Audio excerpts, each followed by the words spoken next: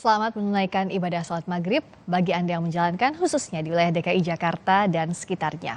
Sapa Indonesia Malam masih membahas soal kasus dugaan korupsi Basarnas bersama dengan Kurnia Ramadana, peneliti ICW. Mas Kurnia, jadi kan bicara tadi upayanya ada banyak celahnya masyarakat bisa ikut berpartisipasi. Tapi kalau satu-satu kan tidak bisa jadi upaya pencegahan, mitigasi sekaligus juga penanganan. Apa yang bisa dilakukan secara komprehensif untuk ini?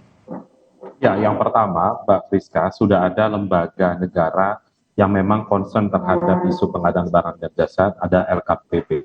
Dan aturannya juga sudah ada, seingat saya ada peraturan presiden yang berkaitan dengan hal itu. Dan upaya masyarakat bisa langsung, karena sekarang sudah terbuka konteks pengadaan barang dan jasa, bisa mengawasi. Memang komunikasi secara langsung itu yang sulit dilihat oleh masyarakat, Mbak Friska, kalau kita merujuk pada kasus Basarnas hari ini.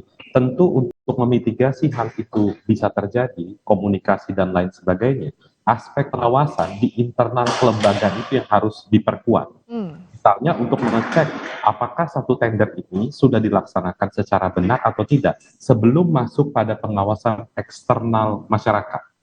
Jadi tentu masyarakat punya keterbatasan-keterbatasan, tapi setidaknya apa yang sudah dibangun sistem di dalam dan organ pengawasnya juga sudah ada, harapannya bisa dimaksimalkan.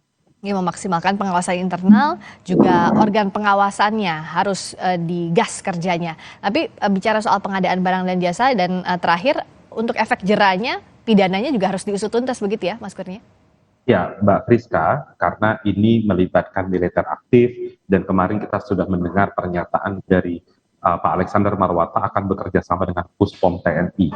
Tentu kita tidak berharap perkara ini dilokalisir oleh institusi tertentu, tapi harus bekerja sama antara KPK dan TNI dan diberikan efek jerah. Efek jerah dalam konteks apa? Karena yang bersangkutan adalah pimpinan lembaga negara dan membuat efek jerah itu bukan hanya menindak perkara ini, tapi menyelidiki indikasi tindak pidana pencucian uang, mengecek kesesuaian LHKPN-nya, agar ke depan hukumannya tidak hanya hukuman badan, tapi aset-aset yang disinyalir ada tindak pidana dan terjadi bisa dipulihkan kembali untuk negara. Tidak berarti sampai di kasus korupsi, tapi harus juga ditelusuri sampai ke TPPU dan tadi pengawasan juga penting untuk mencegah hal demikian terjadi di kemudian hari. Terima kasih Mas Kurnia Ramadana, peneliti ICW, telah bergabung di Sapa Indonesia Malam. Selamat malam.